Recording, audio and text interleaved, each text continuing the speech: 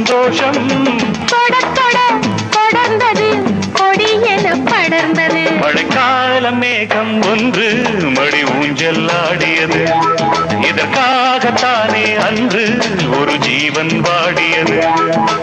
இத்தனை காலம் சித்திர பெண்ணை பார்வை தேடி